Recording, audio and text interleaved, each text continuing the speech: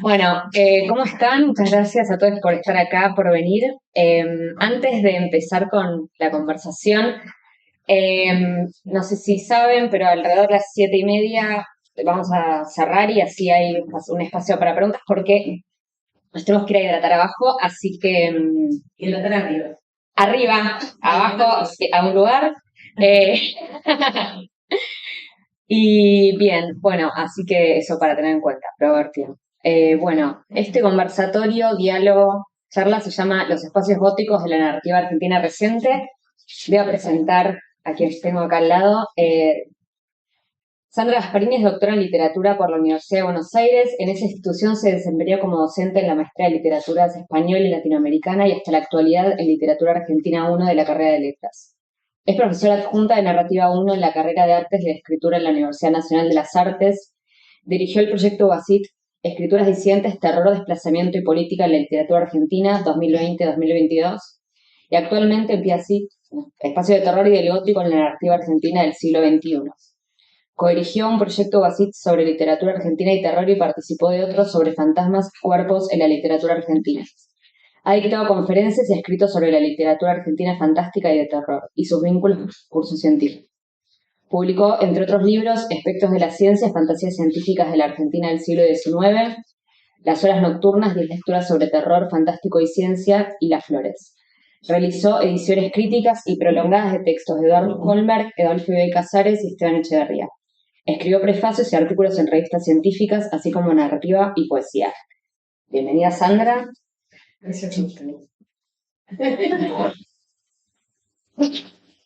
Bien. Bueno, y Pablo Ceravere es licenciado y doctor en Letras por la Universidad de Buenos Aires, es docente de literatura en la Universidad de Buenos Aires, en la Universidad de San Andrés y en la Universidad Nacional de las Artes. Fue profesor invitado en la Universidad de Georgia y en la Universidad de Wesleyan. Wesleyan. Como investigador se especializa en literatura argentina, tema sobre el que ha publicado trabajos en libros y revistas nacionales e internacionales. Publicó Literatura y Anarquismo en Argentina, premiado por el Fondo Nacional de las Artes en la categoría de ensayo 2009, Oratoria y Evocación, un episodio perdido en la literatura argentina y Homero Mancio al cine. Ha preparado ediciones de Tablas de Sangre, Facundo, Poesía gauchesca y Relatos populares argentinos. Recibió la beca nacional del Fondo Nacional de las Artes en la disciplina Letras y Pensamiento 2000. Formó parte de grupos de investigación sobre literatura argentina, financiados por ANPCI de Energía y la UBA. Y en 2009 participó en el programa impreso en Argentina del canal Encuentro, en los capítulos dedicados al Matadero, Facundo y Martín Fierro.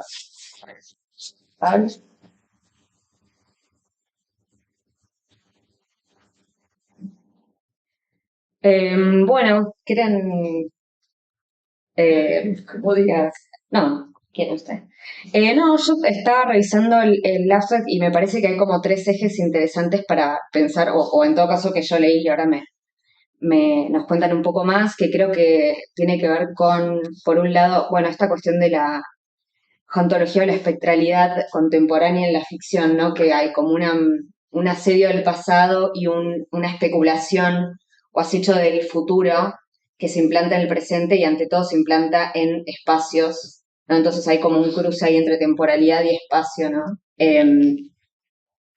Ante todo lo veo sobre todo, bueno, con esto que señala el terror ambiental, que tal vez se vincule con el futuro, pero creo que lo podemos pensar de repente con el pasado también, sobre todo si tenemos en cuenta una cuestión vinculada a la perspectiva o el perspectivismo de la naturaleza, que tal vez podría aparecer ahí, y luego tal vez, no sé, el conurbano en todo caso, obviamente como, bueno, un resto, ¿no? Del matadero u otros imaginarios, pero más situado en el presente y en todo caso pensar en lo rural, que me parece que eso por ahí nos va a llevar un tiempo para pensar en este auge de lo rural, lo pampeano. Me parece que rural por ahí no es la palabra correcta, ¿no? Ahí hay que charlar un poco más, pero bueno, el desierto y sus derivas. Así que no, por ahí para empezar a charlar. ¿Empiezo yo o le preguntas a Pablo? No, ¿qué quieres? Bueno, justamente dijiste algo que tiene, lo ontológico, que tiene varias vertientes en el presente, ¿no? Uno una de las vertientes es la vinculada a la memoria histórica, ¿sí? Que es la que más se conoce, Y otra cosa que hemos trabajado con Pablo en los grupos que dirigimos estos años tiene que ver con esta melancolía ontológica de la que habla Schiller, ¿no? Esos objetos a los que nos pegamos, que ya deberíamos haber hecho el duelo y seguimos enganchados, ¿no? Por ejemplo, dice, uy, qué bueno los años de la radio, qué pena que eso pasó, ¿no? En lugar de decir, bueno, ahora hay otra cosa, no de una cuestión moralista, ¿no? Pero quiero decir, eso pasa, por ejemplo, con una de las presencias más grandes en este momento en el terror local y global, que es el del folk horror, ¿no? Que justamente trabaja estas dos temporalidades y las fronteras, ¿no? Tanto ontológicas como espaciales y cognitivas, ¿no? Por ejemplo, un lugar donde, un pueblo donde emerge lo pagano en contraposición a lo urbano, no sé, entre comillas, normal y moderno, ¿sí? Y ahí también hay una melancolía ontológica en un punto, ¿no? Podríamos decir, porque qué es eso que pervive del pasado que se quiere volver a traer? Igual no es tan simple, ¿no? Claro, quiero decir, nosotros lo que trabajamos es las tensiones, las fracturas, en esas melancolías ontológicas en todo caso, y las fracturas también en los imaginarios de crisis, ¿sí? Que por ahí se filtra lo gótico, muy punto. Bueno, hay un montón de cosas. Pablo, a ver No, mientras escuchaba a Sandra, pensaba en algo que estuve pensando antes de esta charla, que es que si bien el eje tiene que ver con lo espacial, enseguida se filtra lo temporal, ¿no? Es decir, es casi imposible desligar un vector del otro, y entonces es inevitable, más allá de tratar de localizar qué se está pensando actualmente sobre esto, cómo impacta la tradición del gótico barra terror en estas reconsideraciones actuales de ciertos tópicos que nunca desaparecen del todo, ¿no? Eh, entonces pensaba cómo, a modo de apunte, ¿no? Cómo, eh, por ejemplo, desde la definición misma de novela gótica ya se está pensando en ese cruce espacio-temporal en el sentido de que se utiliza un término gótico que en principio proviene de un modelo arquitectónico asociado con la edificación, pero en realidad el uso de ese término refiere más a una época que a un estilo arquitectónico determinado que vuelve, ¿no? Entonces, a mí justamente me resulta muy interesante pensar ese cruce. Y recién Sandra hablaba de los grupos de investigación que integramos, fueron muchos, varios. Y, por ejemplo, en este último en el que estábamos trabajando esta cuestión, yo me puse a trabajar concretamente con algunos textos de la literatura argentina, enseguida me surgió la reflexión sobre la temporalidad, ¿no? Y como esa ligazón imposible de romper, que ya está en el castillo de Otranto y que sigue, ¿no? Es decir, un edificio que al mismo tiempo es un reservorio del pasado que vuelve, etcétera, etcétera, etcétera. Entonces yo creo que inevitablemente siempre que pensemos lo espacial tenemos que pensar eh, esas diferentes variantes del cruce entre lo espacial y lo temporal. Tanto cronotopo, ¿no? Claro. O trabajar, por ejemplo, el cronotopo del desierto para un trabajo. Claro, sí. Una activación del desierto. No, bueno, y después sí, claro. Ese es un ejemplo, pero no sé, en cuanto a los tiempos, ¿no? Lo clásico es esa idea del gótico que es el asedio del pasado sobre el presente. Como dice Stephen King, ciertas casas como baterías góticas que conservan cargas del pasado que siguen reverberando en el presente. Ahora se le agrega así como se está pensando en la nostalgia por un futuro que nunca ocurrió, al mismo tiempo el asedio del futuro, ¿no? Que ya lo pensó Derrida en Espectros de Marx, pero también uno puede pensar en el presente, un asedio del presente, ¿no? Entonces, por ejemplo, un relato como cuando hablábamos con los muertos de Mariana Enríquez, que es uno de los más conocidos de ella, eh, ese espectro que aparece al final, que es el espectro de un vivo y no el espectro de un muerto, evidentemente trata de trabajar no con el asedio del pasado, de la dictadura militar, ni con el del futuro, sino con lo que está pasando en ese momento, que es fines de los 80 y principios de los 90, cuando en ese presente se acaban de dictar las leyes de obediencia de vida, de punto final, empiezan los indultos de Menem, ¿no? Entonces, que el espectro sea de un vivo y no de un muerto, que se aparezca en esa habitación del conurbano, que los padres escuchan los redondos, tiene que ver también con ese tipo de asedio, ¿no? Y ahí hay otra vez un cruce, ¿no? Entre ese espacio liminar perdón, del tercer cordón del conurbano con esa temporalidad. Entonces, creo que siempre inevitablemente, no sé, cuando pienso en esa cuestión espacial aparece la película. Totalmente, y siempre hay como una fractura más, ¿no? Acá. Sí. Una de las cosas que habíamos charlado es que en el folk gótico, en el folk horror tradicional que hemos visto en el cine en los últimos años, ese es el lugar donde hay que ir, tomarse, no sé, de Midsommar, por ejemplo, ¿no? Vamos de Estados Unidos en avión a la aldeíta, a la simpática y blanca, Adorable. claro, adorable aldea sueca, donde lo pagano y lo barbárico, ¿no? Tiene preeminencia, pero hay que tomarse todo un avión, hay que perderse ahí, hay que cruzar una frontera, que eso está muy visualizado en el momento en el que ¿no? el auto va hacia ese pueblo y se da vuelta la imagen, etcétera. Acá, como dice Pablo, sucede no en un lugar perdido de una selva, sucede en el primer cordón del conurbano bonaerense, ¿no? Ahí nomás, está todo. Son temporalidades y espacialidades, perdón, también solapadas. ¿Te acordás que en el momento donde están contando cada uno qué relación tenían con los desaparecidos? Bueno, está la que vivía al lado o sea, uno de los que desapareció pasó por el patio de ellos, que era un vecino, otro era el novio, etcétera, etcétera. Como un concentrado, ¿no? Donde empieza a haber fisuras y tensiones que no lo veo tan claro en películas sobre todo que hemos visto en los últimos años. Incluso 1978, digamos, volviendo a lo de la memoria histórica, también, y que cruza el folk horror también, tiene otras vueltas de tuerca más.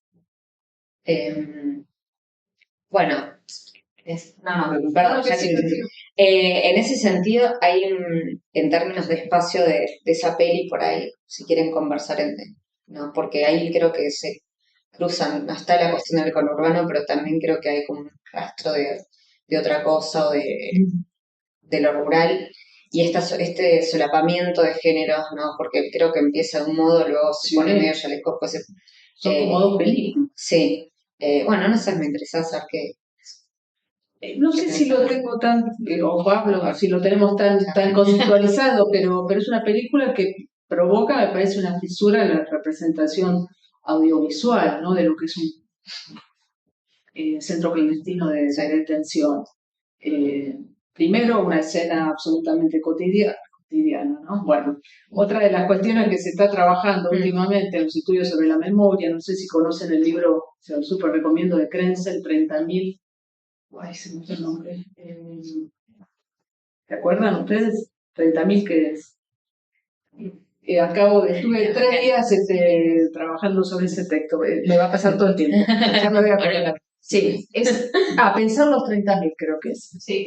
Claro, él justamente trabaja la historización de esa visibilización que hacen los organismos de derechos humanos internacionales primero, los digamos, locales después, de no solo el concepto de desaparecido, sino de lo que primero se llamaban casas de tortura, ¿no? Entonces, todo el problema reside en visibilizar lo inconcebible, lo increíble. Los mismos integrantes de las madres y de otros, digamos, organismos de derechos humanos, en un primer momento no creen para nada que haya un exterminio. No lo pueden creer. Es más, ponen en duda a los sobrevivientes que testimonian. ¿no? Entonces, bueno, digo, con ese nivel de inconcebibilidad empieza la película, ¿no? Una serie de torturadores, con atrás o sea, creo que es una especie de traveling, ¿no? Perdón porque soy... En la mesa de con el truco. Ah, sí, sí, se escena ¿no? igual. Es un traveling eso que van haciendo con la cámara. Un Claro. paneo, un drama. No, Claro, claro. sí. Y luego te muestran quién después, está, a quién le están hablando. Desde dónde está ese punto de vista, que es uno de los detenidos, digamos, y están pasando el mundo. O sea, con ese contexto de supuesta, fíjense cómo estamos, ¿no? Porque eso supuestamente es normal para nosotros. De repente después se pasa, digamos, a otro centro que tiene que ver con el infierno, ya no político, ¿no? Sino otro tipo de mal que se derrama desde ahí, ¿no? Y que se mezcla con porque eso también aparece mucho en Para hechizar un cazador de Lamberti, ¿no? Bueno, son universos. Claro, sí. Pero me parece que ahí la unión del folk horror, ¿no? De esa supuesta secta que está esperando un nacimiento, perdón si spoileo. Bueno, acá spoileamos todo. Bueno. Perfecto. No, la experiencia de ver la peli. Me lo olvido, además, así que después lo ves. Si no anoto, me olvido. Pero me parece que tiene que ver con trabajar esos dos espacios contrapuestos que se van, ¿no? Como juntando en el centro clandestino, ¿sí? Parecería que esa maldad de la aplicación de ese plan, ¿no? De neoliberal, etcétera, y ese plan de exterminio que hicieron los militares, se junta con otro tipo de mal y van juntos, ¿no? No sé si eso tendría que pensarlo un poco más, pero digo, lo pienso en tándem también con Cuando acecha la maldad, que trabaja otras proyecciones, me parece, el folk horror, incluso, bueno, El Espichado es un invento de Demian Rogna, ¿no? Trabaja con otros tropos góticos como el de la bruja. Yo pienso que Mirta, cuando acecha la maldad, es una especie de Van Helsing femenino. Sí, pero trucha, porque viste que eso es como, bueno, no logra su cometido y además es una falsa evangelista, ¿no? Entonces hay como doble capa de... Claro. Bueno, y el final... Esta sí, no, esta la vieron. El final, ¿no? Que no hay nada que hacer, ¿no? Claro. No hay futuro posible, entonces eso no... Claro, es un derrame que no se puede detener, ¿no? Que es un poco lo que vos nombrabas y que también con Pablo siempre pensamos, la cuestión del matadero, ¿no? En los límites. Es ese foco que se derrama y ese mal que se derrama y es casi imposible de detener, que aparecen los dos, porque cuando se echa la maldad y 1978 son lo mismo. Quiero decir, apuntan a esta idea de ese mal imposible de detener, por lo menos por medios convencionales, diríamos, ¿no? En el caso del matadero es distinto. Sí. No sé qué piensa Pablo, que es especialista en el matadero. No sé cómo llegamos ya hasta acá. Ya que mencionaste Para hechizar un cazador, entre otras, ahí me interesa también como esta subzona dentro de la zona terror, que es la del terror de Estado, ¿no? Que es interesante para pensar, obviamente no solo en la espacialidad, pero también en la espacialidad,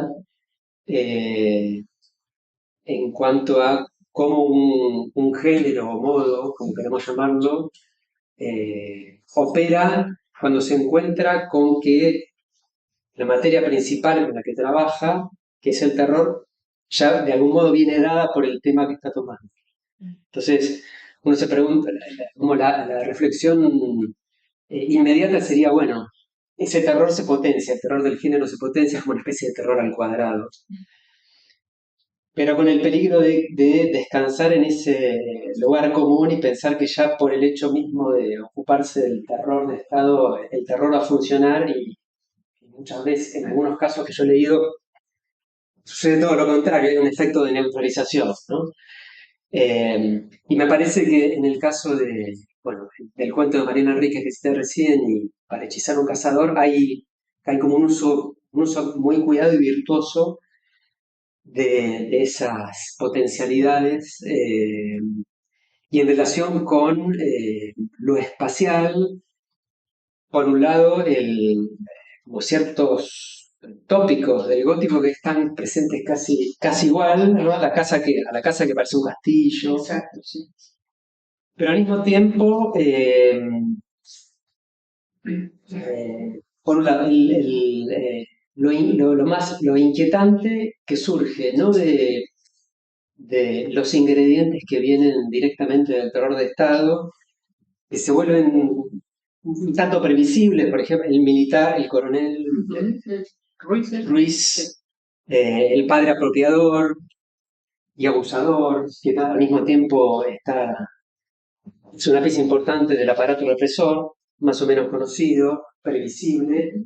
También es previsible Luis, el hijo bien que se hace cristiano y revolucionario, digamos, ¿no? Claro, sí, sí, sí.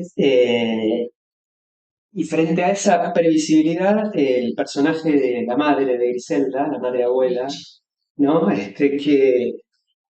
Que me parece a mí que es inquietante justamente porque desafía el lugar común del bien, que es el de las madres. Entonces, como ese automatismo entre madre de desaparecido o madre abuela de desaparecido, madre de la plaza, claro, ¿no? claro. Como si fuera una conexión automática. De hecho, hay un momento en la novela, seguimos spoileando, porque está al comienzo esto, ¿no? Que la nieta recuperada, llamémosla así, en ese reencuentro que tiene con su abuela biológica, que es Griselda, le pregunta si da como obvio que tiene una conexión con las abuelas de Plaza de Mayo. Y Griselda le contesta casi indignada que no tiene nada que ver, ¿no? Y entonces correr a ese personaje del lugar común del bien y colocarlo en el lugar del mal absoluto, además de como resignificando y despolitizando eslogans como con vida lo llevaron, con vida nos queremos, ¿no? Que es lo que va a hacer ella, ¿no?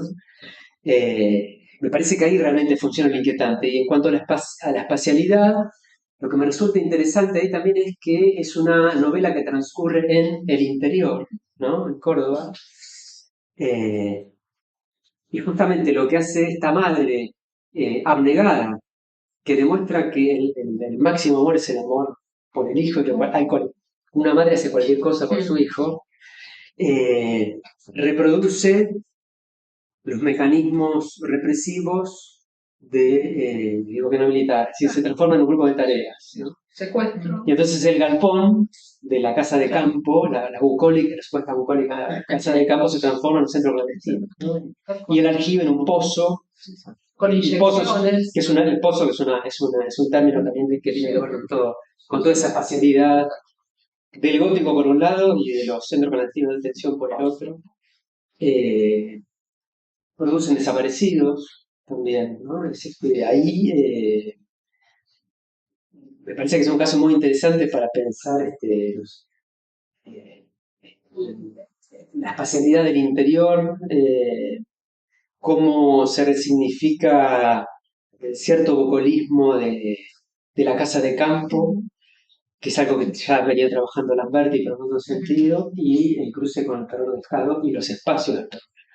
Es interesante lo que decís porque justamente eso se contrapone a la representación del centro clandestino, que ya sabemos cuál es, que es el de la Perla, Sí, según claro. donde más gente tenida. Hotel La Perla. Claro, ahí se invierte esta espacialidad gótica, después nos damos cuenta que no, Sí. pero en un primer momento está puesta esta ironía sobre todos los clichés de los campos de concentración, pero puestos en alto volumen, ¿no? Como si fuera algo positivo. Con lo cual, con la ironía y con lo satírico, digamos, esto lo han visto muchos teóricos, se fuerza el lector a provocar una doble lectura, ¿no? Va muy guiado por el autor, aunque no se da cuenta.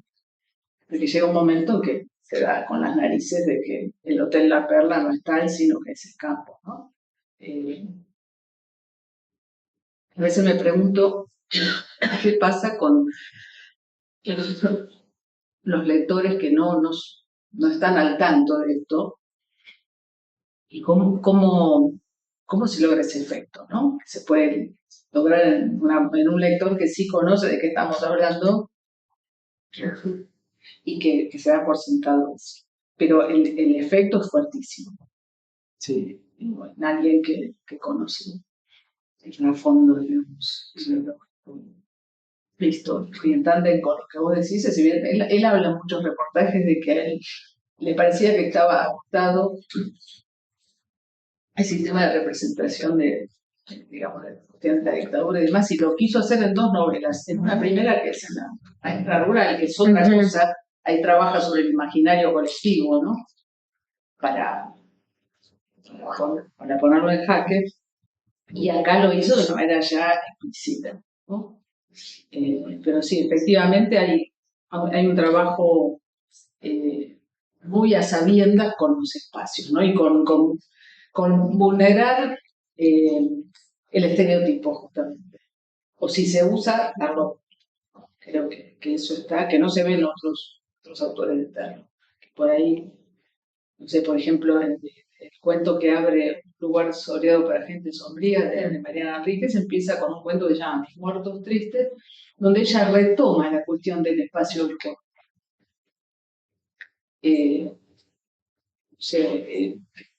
Sí, no, pero más allá de que a uno le guste o no, porque después uno lo trabaja tanto que le termina gustando. Hay otros cuentos que me gustan más que hay. Pero digo, ahí reaparece la cuestión, digamos, de la memoria colectiva, del imaginario colectivo, ¿no? Cómo se trabaja con eso y cómo se trabaja otra vez con lo que está en los bordes de la ciudad, ¿no? Digo, pensando en el Matadero. Esa ciudad cercada, esa ciudad blanca cercada de Ciudad de Buenos Aires, y ese es primer, segundo cordón de los monoblocks, donde esta doctora se transforma en una doctora de fantasmas, ¿no? De que los fantasmas la vienen a buscar para que solucionen sus problemas con los vivos y con la memoria. O sea, digo, es otro tipo de memoria, ¿no? La memoria de los que fueron asesinados como estas 3 chicas. Me pareció terrible justo cuando pasó lo de... Sí, impresionante. Claro, porque estos son bueno, 3 pensá en lo del pozo también, ¿no? Claro, sí, justo son 3 chicas que son asesinadas y tienen que ver con la cuestión de la narcotráfico. Pero eso quiero decir, que ahí por mostrar otros casos donde no hay un trabajo en contra de esos estereotipos, ahí parece que no en ese sentido, por ejemplo. Y uno que trabaja también, que no trabaja específicamente el terror con estos estereotipos y los da vuelta y trabaja hacia una beta satírica, que eso también lo venimos viendo. Hay imaginarios que tienen más que ver con una solución dramática de esta crisis, digamos, que representan, y otros con una solución, digamos, para la ironía o para lo satírico. Estoy pensando en Nieva, en Ávalo Placha, ¿no? Que a las mismas crisis que los otros responden trabajándolos desde una solución dramática, ellos se ríen de esto, ¿no? Digo, la infancia del mundo, los Quilmes, Massachusetts, son como 2 opciones donde están muy presentes esos espacios. Ahí sí, ya yendo a lo del horror ambiental, estos espacios hiperdegradados que rodean las grandes ciudades, que ya han sido considerados como invivibles, ¿no? Por la ciudad blanca y por el negocio inmobiliario. Entonces, bueno, ahí aparecen también los cuentos de Enrique como Bajo el agua negra, el famoso Riachuelo también, ¿no? Es otro de los espacios. Sí, es otro cronotopo importante, ¿no? También, y el vínculo con el Matadero ahí aparece. Sí. Claro. Bueno, no, y en relación también con los espacios, pensando en el origen, yo notaba, ¿no? Sí, en relación con esta charla, que también en el gótico no solamente son importantes lugares como o sea, los castillos, las abadías, lugares en ruinas también, que son Cementerios. Sí, los cementerios, sino también lo exótico, ¿no? Lo alejado, lo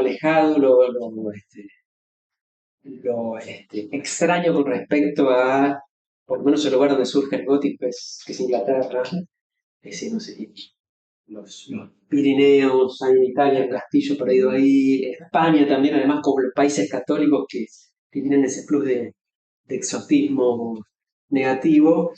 Y por otro lado, también como un espacio de lo gótico, la naturaleza.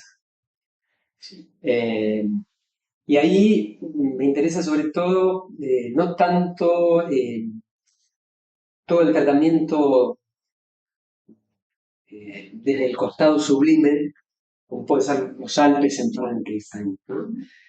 Sino otra idea más asociada con la naturaleza salvaje no domesticada amenazante, lo que en inglés se llama wilderness, que no tiene traducción al castellano y que pertenece a una larga tradición de negatividad con respecto a la naturaleza acechante, ¿no? Desde la Biblia en adelante.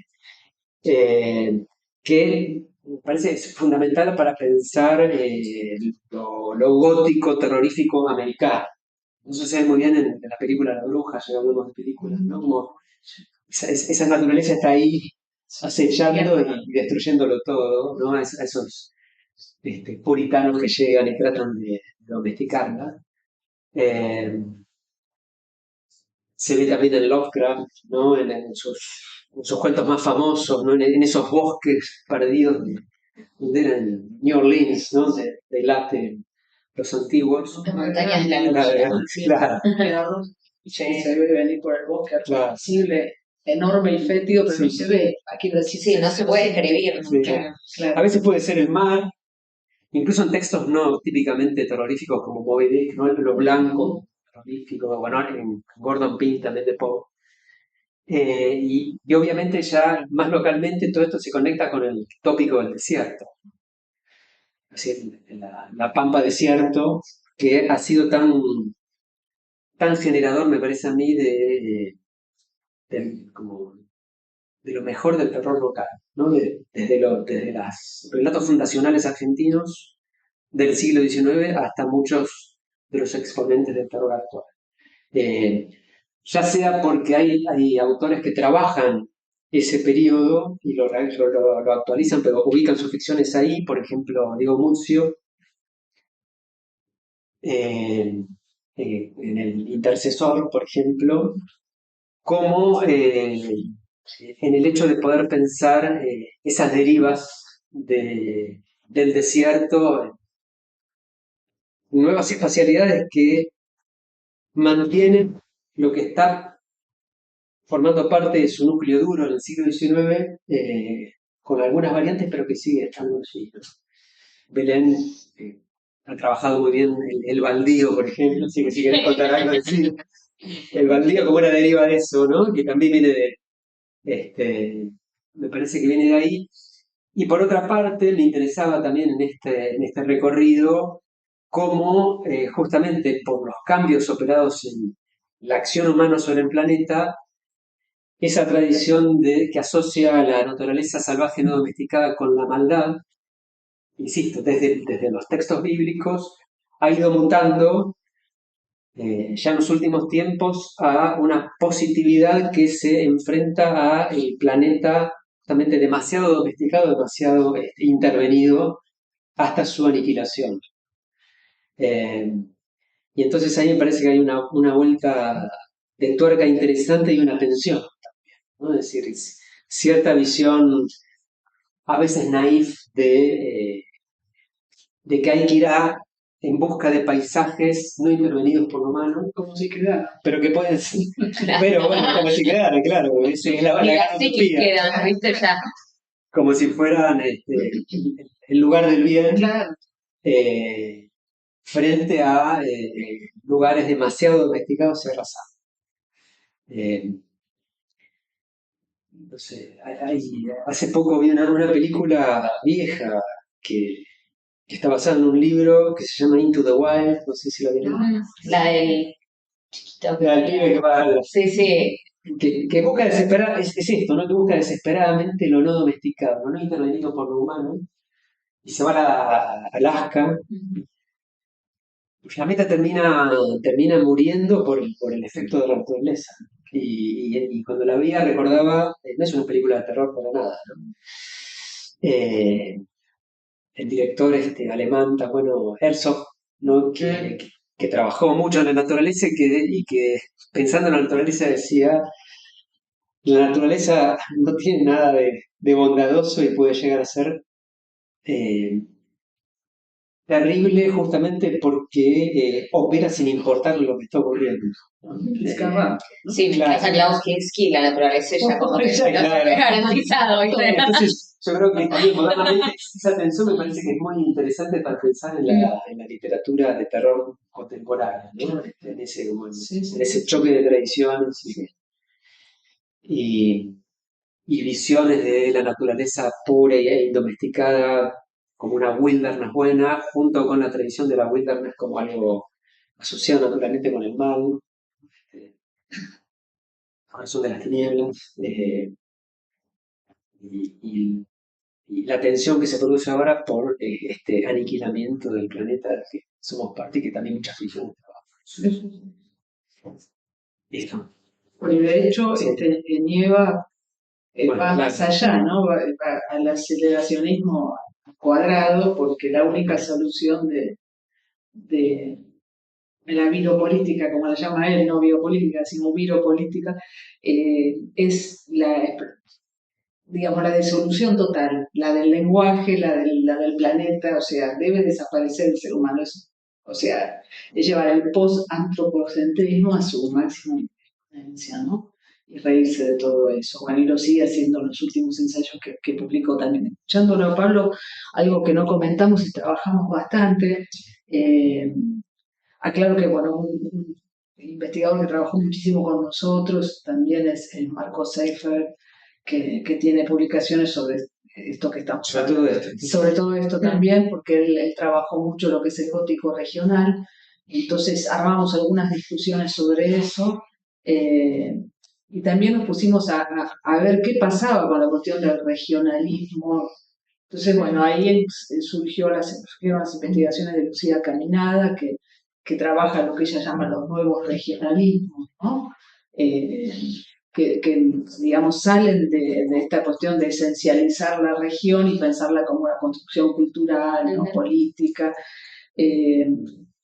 y marcada por la crítica literaria y cultural, que tiene que ver con comunidades lingüísticas, etc. Y de ahí, digamos, pensar la región como una tensión, decía él, entre pertenencia y enrarecimiento, ¿no? No pensar la región como eso exótico que decía Pablo a mostrar, sino que en ese exotismo está el peligro, justamente, pero también esos nuevos, diríamos, sujetos góticos, ¿no? Estoy pensando ahora también en el cine, en Alma Mula.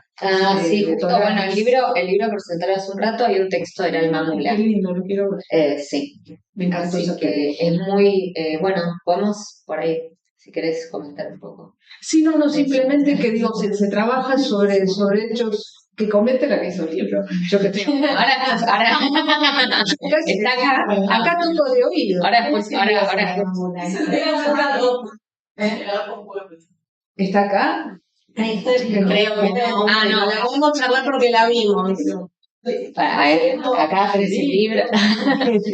Y ahí se descarga. Espérate, le eché el chivo ahí, Dale. ¿Pero está acá? No, hay muchos Tenemos muchos integrantes del equipo que están en la provincia, así que no. Claro. Bueno, en esa película justamente se trabaja sobre una leyenda del folk regional, digamos, pero, digamos, ¿para qué se usa? Para mostrar las tensiones en, digamos, la representación de las masculinidades en algunos pueblos del interior, porque transcurre en Santiago del Estero, Córdoba, ¿no? Incluso esta entidad mitológica, legendaria, aparece representada de una manera totalmente diferente a la de la leyenda, ¿no? Como pasa con la luz mala. Hay una cantidad de, por ejemplo, Quirós.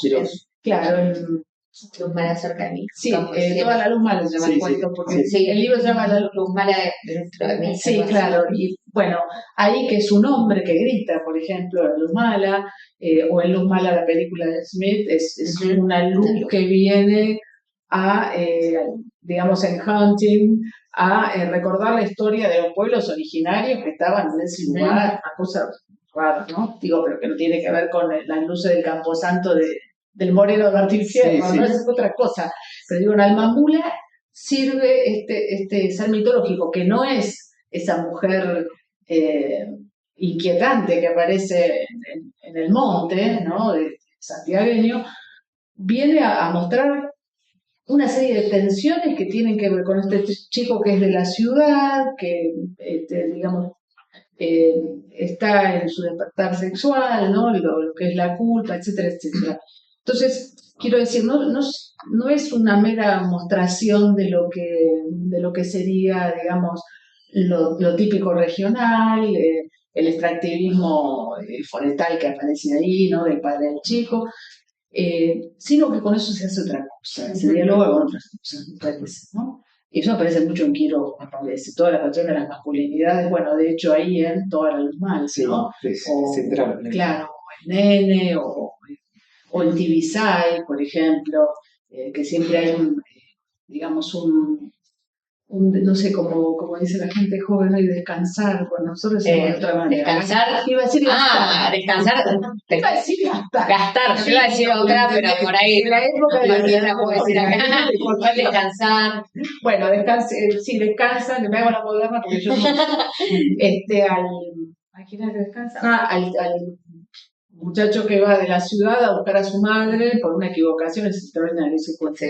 Bueno, se le ríen porque es un tipo de ciudad, o también en Pájaros de la Cabeza de Quirós, ¿no? Los que van a cazar, ¿no? Al monte y le dicen no disparen a las cotorras, lo primero que hacen es eso y de ahí, bueno, no se puede remontar la cosa. Dicen albatros, Coleridge.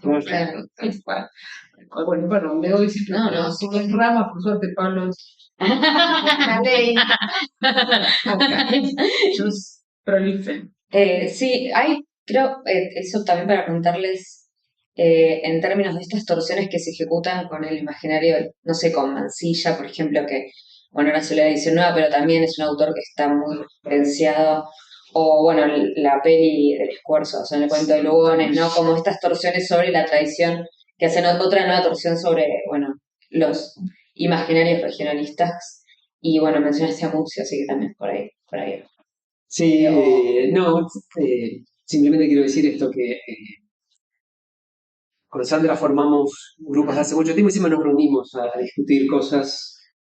Tratamos de ir renovando siempre la discusión. 15 años. Sí, hace poco. ¿En serio? Hace poco estábamos discutiendo acerca del folk, horror y el gothic. Y junto con lo regional, y nos dábamos cuenta de que quienes investigaron esto decían que para pensar el género no sirven las concepciones más modernas de lo folclórico y de lo regional, sino las más quizás conservadoras, ¿no?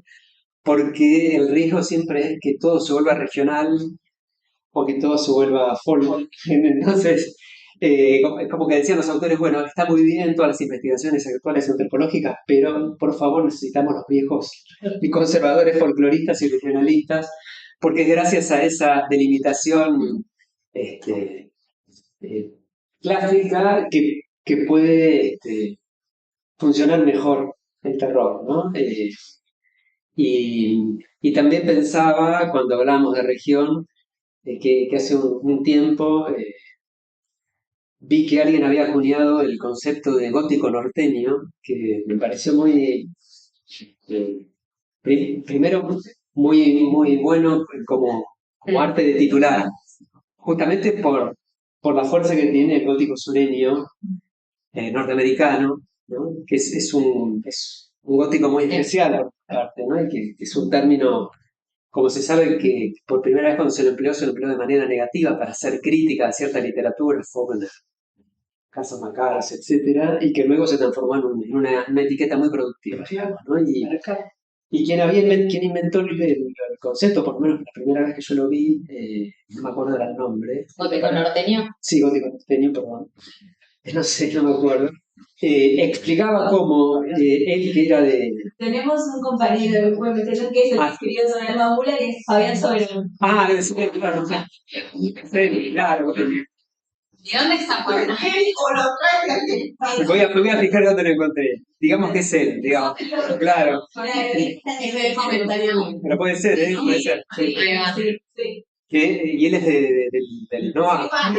Claro, bueno, debe ser él. Entonces, que explicaba muy bien cómo, más allá de las discusiones sobre el regionalismo y qué sé yo, en cierto sentido, una visión más tradicional de la región permitía hablar de constantes, no solamente geográficas, sino culturales. En este caso, el ultracatolicismo, conservadurismo de Tucumán, Salta, Jujuy, ¿no? Y en otro rumbo se ven en algunas producciones de Lucrecia Martel, como, bueno, claro, como muy productivas para como muy productivas para esa idea de como una acechanza histórico-cultural que no necesariamente se traduce en terror, pero sí en una ambientación gótica como pesadísima al estilo de muchos relatos del gótico sureño. Sí, una Rosa para Emily, que no es un relato estrictamente de terror, pero que es tremendo. Elementos de horror. Es de terror, claro, sí. Claro. Así Bueno, la que... cuestión ahí del racismo, justamente, bueno, acá Sí, es ahí se hace muy bien. la heteronormatividad a rajatabla, ¿no? En Sí. plena mácula. También está la cuestión de clase y también en el Almamula muy nítido, ¿no? Sí, Entre la madre y la... También, Sí, el trabajador, el cuerpo del trabajador. Sí, ¿no? las formas. El final, que van al... Sí, ese personaje es bárbaro. Bueno, que la amiga le dice que es un regio, no sé qué, que está ese personaje detestable. Pero no me acuerdo el Malevo. Malevo. Ah, bueno, acá se llama Malevo y es el único bueno. Claro. Sí. Bueno, el Mamula viene de un cortometraje de Torales que se llama Sacha y es hermoso. La temática es la misma, solo que el protagonista es más niño que adolescente y le pide a una entidad que está como en lo salvaje, en el monte, que se lo lleve, así como se había llevado a su amigo. Como que termina siendo no lo monstruoso donde está la naturaleza, sino al contrario, como un refugio. Lo monstruoso es lo heteronormativo, lo que está expulsando y que después en el Mamula lo quiere ahí es evolución, sí, que es básicamente lo que decís que pasa, ¿no? Sí. El chico hace todo lo posible para infringir las normas, ¿no? De la manera más brutal para que Alma Mula venga y se lo lleve, ¿no? Totalmente. Eso es Sí, hay una inversión de lo monstruoso, ¿no? Que tradicionalmente el monstruo es como lo que no es la norma y hoy creo que por ahí se ve eso, que el monstruo es la norma, ¿no? No voy a preguntar de mucho y yo salí para oírlo. El gótico norteño. No, en términos de... no sé.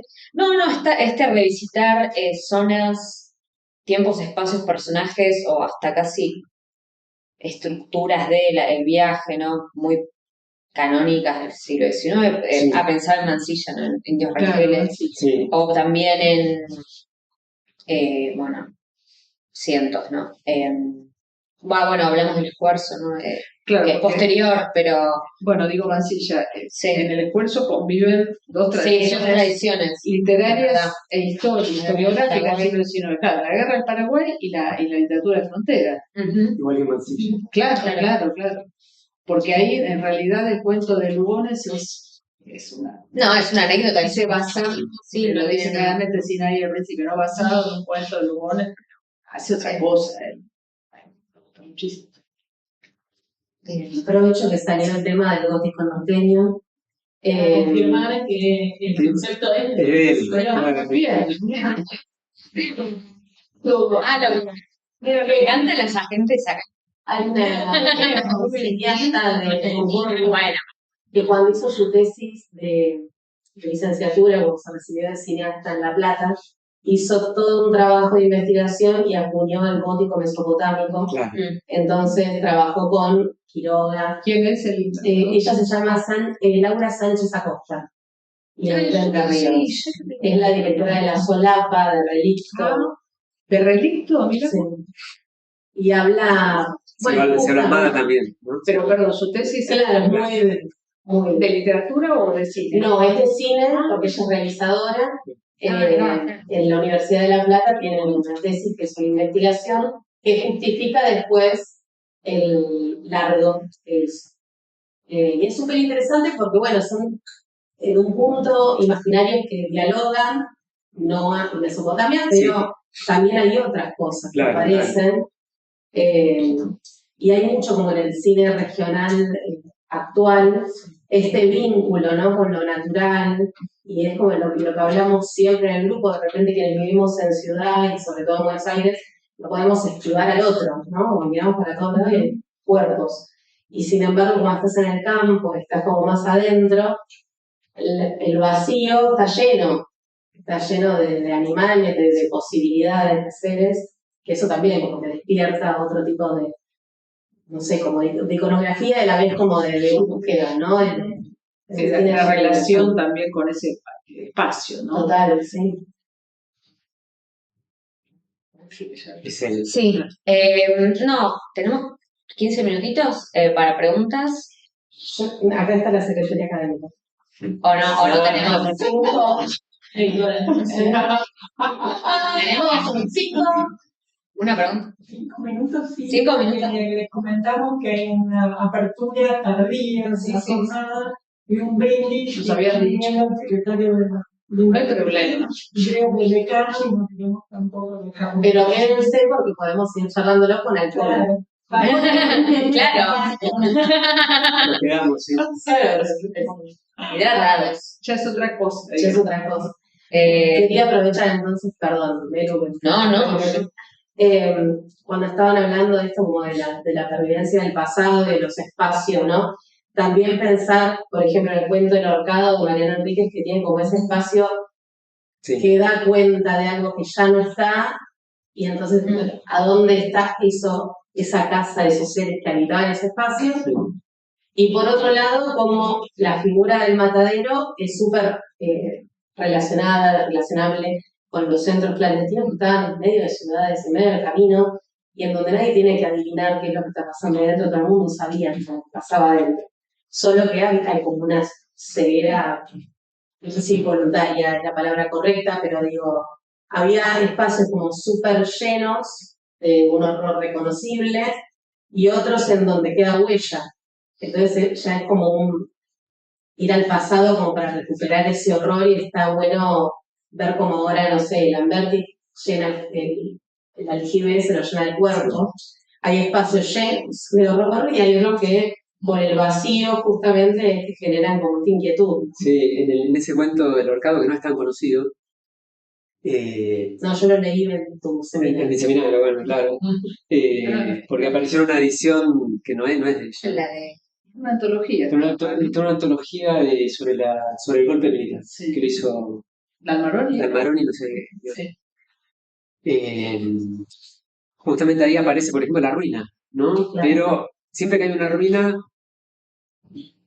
la pregunta que surge es ¿por qué esto se ha convertido en ruina? Y en el caso específico de ese cuento es por la intervención del gobierno militar, que para construir la autopista transformó en ruinas ciertas casas, ¿no? Y entonces la resistencia del habitante de esa casa que no la quiere abandonar, más allá de que el gobierno diga que la tiene que abandonar, es lo que genera el terror, la muerte, la aparición del fantasma, ¿no? Eso es la autopista, es la que conecta esa casa arruinada con el centro clandestino de detención, que estaba ahí abajo de Paseo Colón, ¿no? Sí. Entonces, es muy claro cómo el desplazamiento permite esa conexión en ese cuento, entre esos dos espacios, ¿no? Y los resignifica uno con el otro. Total. Sí, está muy bueno. Una especie de concentrado de tiempo también la ruina. Sí. Bueno, Seguimos en el primero. Seguimos. ¿Dónde Bueno, estamos? muchas gracias. Bueno, Ahora,